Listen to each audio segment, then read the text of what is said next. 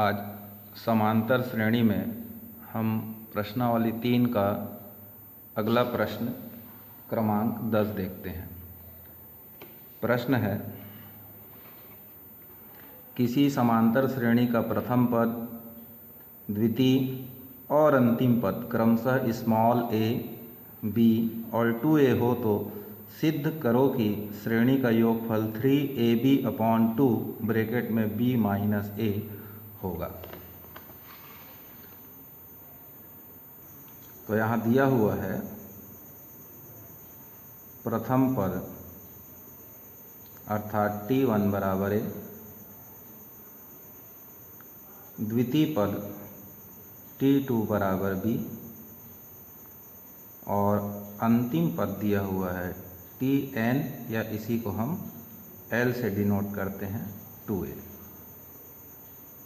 और हमारा सिद्धेय है श्रेणी का योगफल यानी n पदों का योगफल 3ab/2 b माइनस a। अब इसको हल करें तो सार्वांतर निकालना हो d, तो इसके लिए फार्मूला होता है t2 माइनस t1। तो दूसरा पद यहाँ b है और पहला पद a है, तो सार्वांतर आ गया b माइनस a।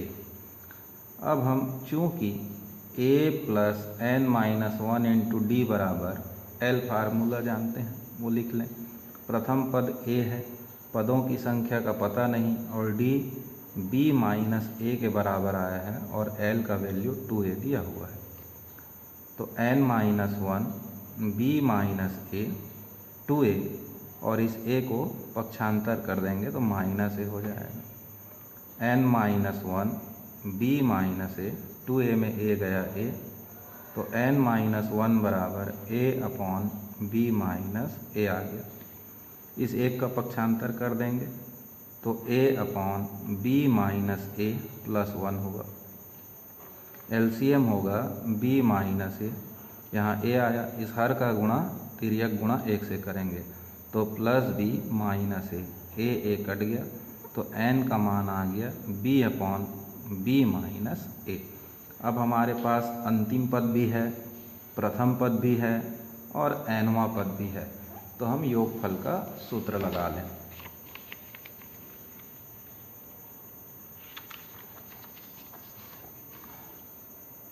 तो चूँकि Sn बराबर फार्मूला n/2 ब्रैकेट में a प्लस l प्रथम धन अंतिम पद, तो n का मान आया है b/b माइनस a/2 है, तो उसको यहाँ लिख देंगे। प्रथम पद a है और अंतिम पद 2a है। 2a और a को जोड़ेंगे तो 3a होगा, उसका गुणा b से कर देंगे तो 3ab/2 b माइनस a इति सिद्धम। यही हमको सिद्ध करना था। इस क्वेश्चन को थोड़ा ध्यान से देखेंगे, परीक्षा की दृष्टि से बहुत ही महत्वपूर्ण है। 11वें नंबर पर प्रश्न दिया है, एक समांतर श्रेणी के n पदों का योग n² धन 4n है, श्रेणी का 15वां पद ज्ञात कीजिए। तो दिया क्या है, श्रेणी के n पदों का योगफल n² धन 4n और ज्ञात क्या करना है, तो 15वां पद ज्ञात करना है। यहाँ हल करें तो 15वां पद बराबर होगा s15 ऋण s14। ऐसा क्यों, तो जैसे देखें उदाहरण के लिए अपन थोड़ा सा अलग काम करें। यहाँ पर 1 धन 2 धन 3 धन 4 जैसे दिया हुआ है, 4 पद समांतर श्रेणी का। तो पहला पद का योग 1, 2 पदों का योग 3, यहाँ तक का 6 और सबको जोड़े तो 10। अब यदि हमको तीसरा पद ज्ञात करना है तो 4 पदों के योग से हम चौथा पद ज्ञात करना हो तो 4 पदों के योग से 3 पदों के योग को घटा देंगे। 10 में 6 गया 4, 6 में अगर 3 घटाते हैं तो 3 आता है ना तीसरा पद। 3 पदों के योग से 2 पदों को घटाएंगे तो तीसरा पद याद आएगा।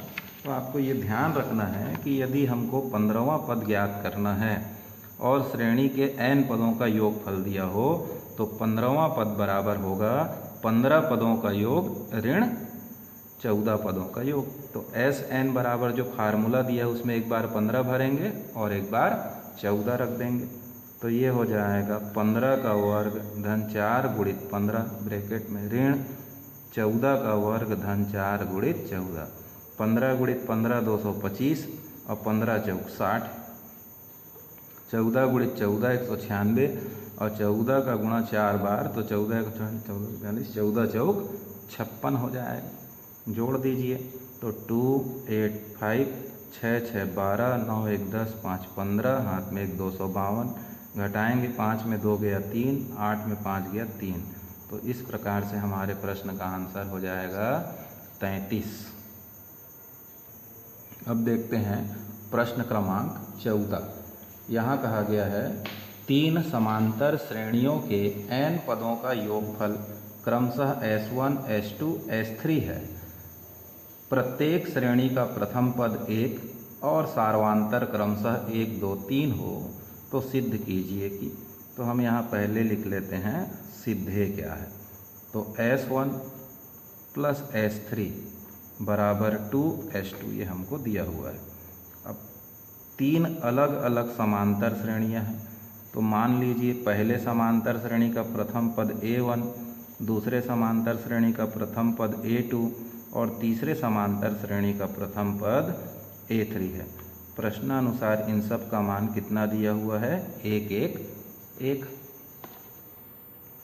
इसके बाद प्रथम समांतर श्रेणी का सार्वांतर D1, दूसरे समांतर श्रेणी का सार्वांतर D2 और तीसरे का सार्वांतर D3 है। तो ये दिया हुआ है क्रमशः 1 2 और 3। अब हमको सिद्ध क्या करना है S1 S3 बराबर प्लस S1 प्लस S3 बराबर 2S2। तो ये S1 क्या है तो पहले समांतर श्रेणी के n पदों का योगफल है। तो चूंकि S1 हुआ तो ये हो जाएगा n/2 2A1 n-1 into D1। S1 डालने के कारण यहाँ A1 D1 लिखे अर्थात ये n पदों के योगफल का सूत्र है। तो यहाँ Sn होता है परंतु पहले समांतर श्रेणी के लिए यहाँ क्या दिया हुआ है S1। तो n की जगह तो n रखेंगे। प्रथम पद A1 होगा और सार्वांतर D1 होगा। A1 और D1 के मान को यहाँ हम रख देंगे। तो 2 गुणित 1 n ऋण 1 और D का मान भी है 1। आगे हल करें तो n/2 2 प्लस n-1 n/2 यहाँ बचा n और 2 में से 1 घटा देंगे तो आ जाएगा 1। इसको कह देंगे पहला। फिर हम S2 निकालेंगे यानी दूसरे समांतर श्रेणी के n पदों का योगफल। तो A1 की जगह A2 आ जाएगा और D1 की जगह D2 आ गया। तो n/2 2 इंटू 1 n-1 और D2 का मान है 2। n/2 2 प्लस 2n-2 2 2 कैंसिल हुआ। n/2 इंटू 2 कैंसिल हुआ तो n² आया। इसको कहेंगे इक्वेशन नंबर 2। फिर निकाल लीजिए S3। तो n/2 2A3 n-1 into D3 n/2 2 into 1 n-1 और D3 का मान है 3 n/2 2 एकम 2 3n ऋण 3 n/2 3n 2 में 3 गया ऋण। ये हो गया इक्वेशन नंबर 3। अब हम जो हमारा सिद्धे है उसका लेफ्ट हैंड साइड ले लेते हैं S1 प्लस S3। तो ये S1 प्लस S3। तो S1 का मान आया था n/2 n+1 और S3 का मान आया है n/2 3n-1। अब इसको हल करिए तो देखेंगे इस पद और इस दूसरे पद में n/2 एक जैसा है तो n/2 उभयनिष्ठ लेंगे तो बचेगा n+1 और 3n-1। तो यहाँ -1 और +1 कैंसिल हो जाएगा। n/2 n और 3n तो ये हुआ 2n। तो ये आ गया 4n² 2। 2 से 4 को भाग दे देंगे तो 2 दूनी 4। तो आया 2n² और n² क्या है, समीकरण 2 से s2 है। तो इस प्रकार LHS लेकर के चले तो राइट हैंड साइड आ गया, तो हैंस प्रूव्ड। प्रश्न क्रमांक 16वां पढ़ते हैं। इसमें टेलीविज़न बनाने वाली एक कंपनी तीसरे वर्ष में 600 टेलीविज़न, 7वें वर्ष में 650 टेलीविज़न बनाती है, यह मानते हुए कि प्रत्येक वर्ष बनने वाले टेलीविज़नों में एक समान रूप से एक निश्चित संख्या में वृद्धि होती है। ज्ञात कीजिए प्रथम वर्ष बनाए गए टेलीविज़नों की संख्या, दूसरा 9वें वर्ष में बनाए गए टेलीविज़नों की संख्या और तीसरा प्रथम 7 वर्षों में बनाए गए कुल टेलीविज़नों की संख्या। तो ये हुआ प्रश्न क्रमांक 16।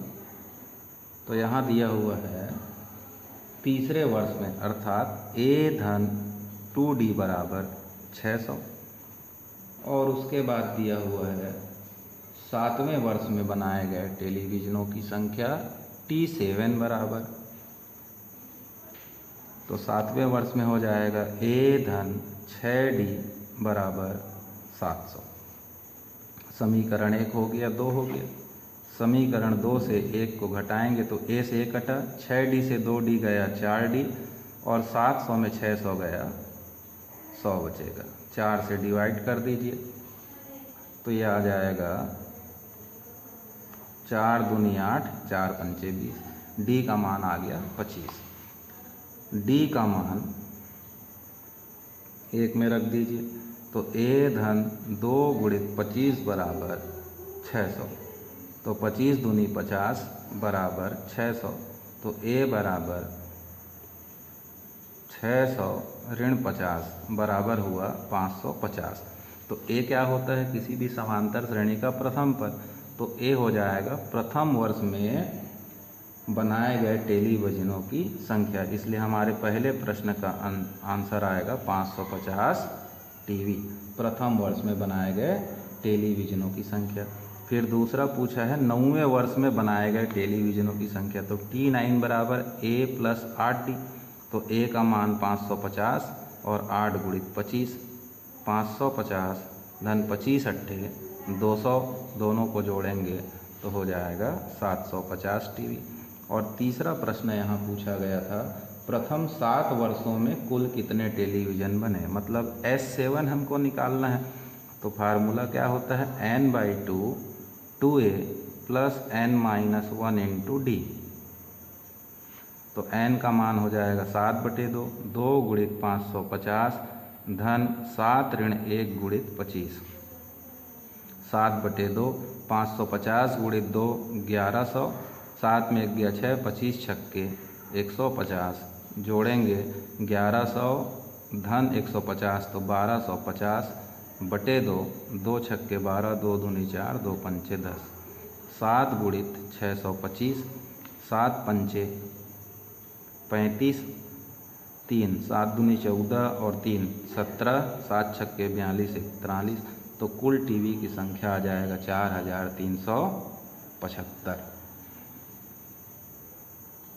तो इस प्रश्न में A क्या था, प्रथम वर्ष में बनाए गए टीवियों की संख्या, और D हर साल जितना टीवी का वृद्धि कर रहा था, तो हर साल D का मान कितना आया है 25, तो हर साल 25 टीवी बढ़ते जा रहा था। तो यहाँ दिया गया था कि प्रथम वर्ष में 600 टीवी बना और तीसरे वर्ष में 600 टीवी और 7वें वर्ष में 700। उस आधार पर सभी प्रश्नों के उत्तरों को समांतर श्रेणी का उपयोग करते हुए हम हल कर सकते हैं। समांतर श्रेणी के शेष प्रश्नों को आप घर पर बना के देखिए, कहीं कोई दिक्कत हो तो पूछ लेंगे।